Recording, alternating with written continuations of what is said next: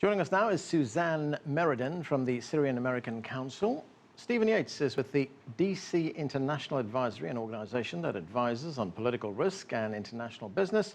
And Alex Nowrasteh is an immigration policy analyst with the DC-based think tank, the Cato Institute. Thanks to all of you for joining us.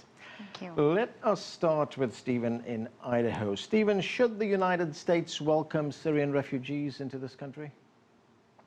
Well, I don't think it's as simple as the categorical, and we have some imperatives of the near term where I think it's just a verifiable fact that in a flood of who knows how many people, there are risks that there will be people who may not even really be Syrian in that midst, and there may be those who have designs that are not just seeking humanitarian assistance.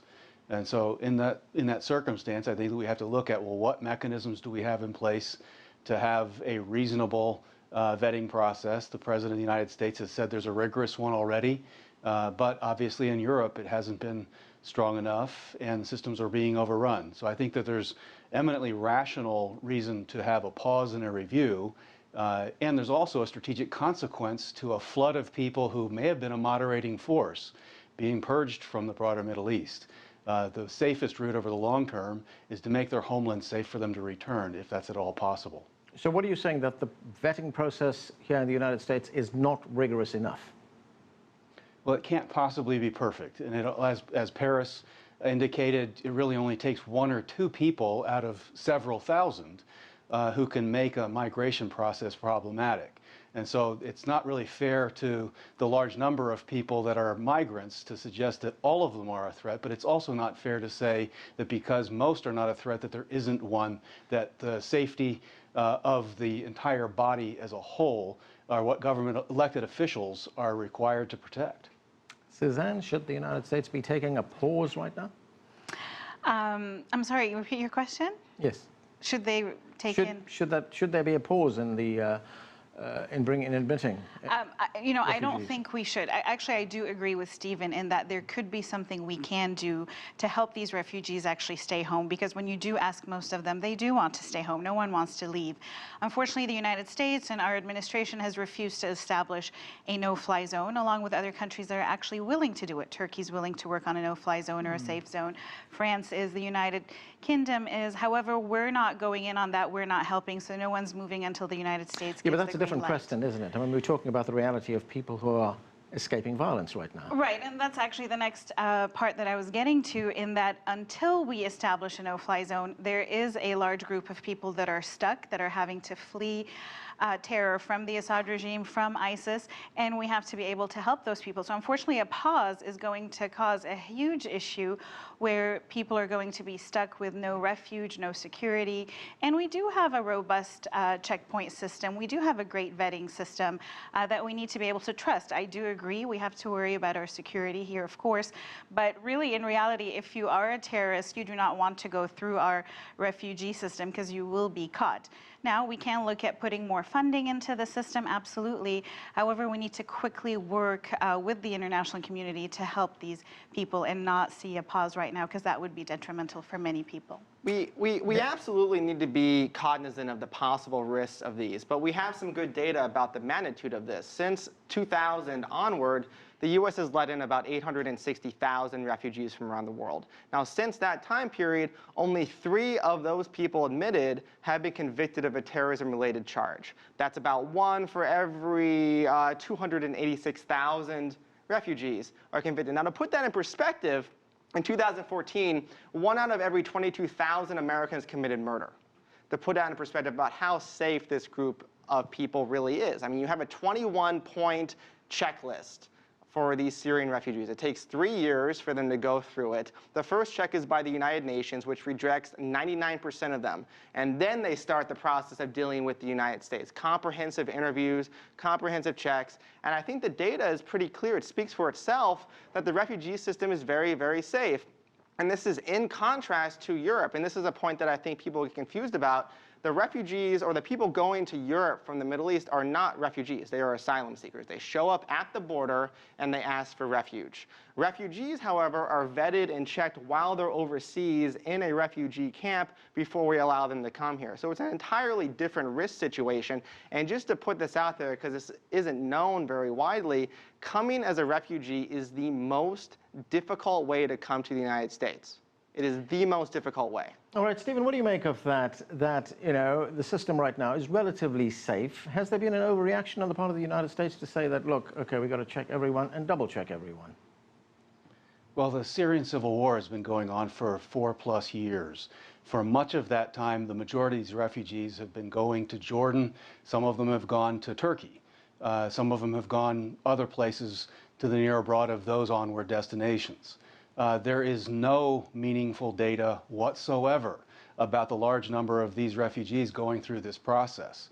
All we have at the moment are systems internationally being overrun. We also have overwhelming evidence of people who've worked, especially in the refugee situations in Jordan, that the largest number of refugees really want to be able to return back to their country, and what they really want is assistance to stabilize Syria and move it in a different direction. Tall task, admittedly, but moving halfway around the world of the United States is not what a majority of these people seek.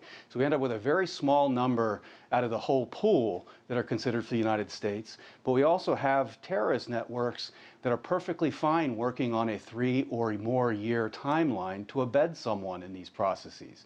And the fact that we had people come into the United States and conduct attacks before can't be forgotten. Now, is it one grain of sand on a large beach? Maybe, but all it takes is one for it to be an enormous problem. But in Paris and people's minds, Stephen, even if it's apples and oranges to some, we have to err on the side of caution. As Alex points out, if you are a terrorist bent on causing mayhem in the United States, this would be the most difficult way to get in. Well, but you can go a number of different routes. Now, going through the formal refugee process may be one thing. Now, going through other countries, having different papers that document you. Some of the people that are in Syria are not Syrian. Yes, there's vetting. It could be very, very rigorous, but no one can say it's going to be 100%. But nobody's claiming it's going to be 100%. I mean, there's a risk with everything. I mean, to put this in perspective, there are about 4 million Syrian refugees through 2015.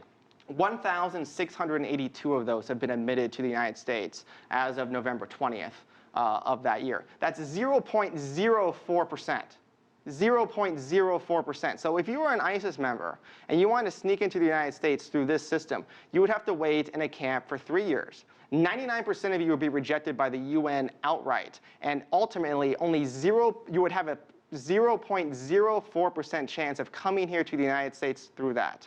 Now, a lot of these people, there's absolutely people over there who want to do us harm, but there's almost every better way of getting here or doing that than coming through this system. This is just the most guarded gate in the entire immigration process. Suzanne, how much of this is being driven right now by the current political climate in the United States? You know, we've got a presidential election coming up.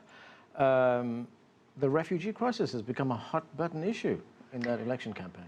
It has, and I think, unfortunately, a lot of people are using this issue as a plateau for their own cause, if you will. But this is a hot topic, and all the officials are addressing it right now. And I think we see divisions on where people stand, whether we're talking about Jeb or whether we're talking about Trump.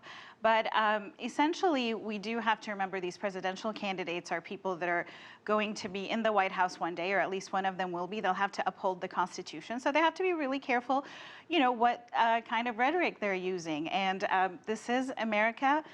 We are founded based on an open door policy. Well, you say what kind of rhetoric? I mean, Ben Carson, one of the Republican candidates, compared refugees to rabid dogs. Donald Trump has said a whole load of things about them, but his bottom line is, don't let them in.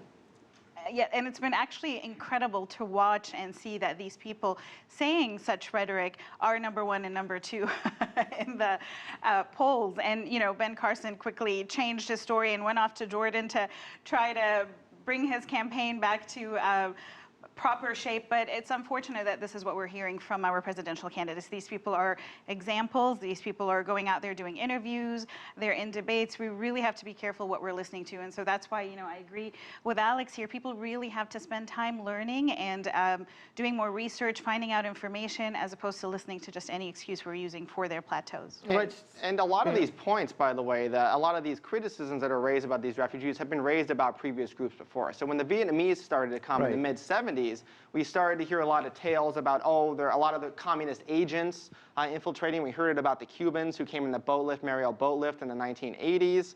We heard it about the Hungarians and other Eastern Europeans in the mid-50s during the Cold War.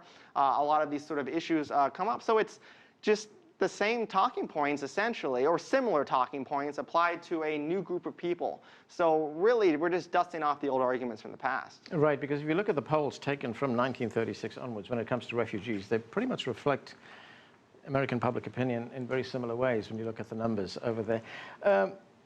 Stephen, after the Paris attacks, of course, there's been heightened awareness of the refugees. Yet, if we look at some of the numbers around the world, France, which was the target of those attacks, has agreed to accept 30,000 Syrian refugees. Canada, 25,000. I mean, there are humanitarian concerns here. Why not in the US? Well, I think there's a valid question to be addressed about whether the humanitarian interests of the broader population in the Middle East and the humanitarian interests of Europe and the United States are in moving large numbers of people who probably would be a moderating influence on the region out of the region.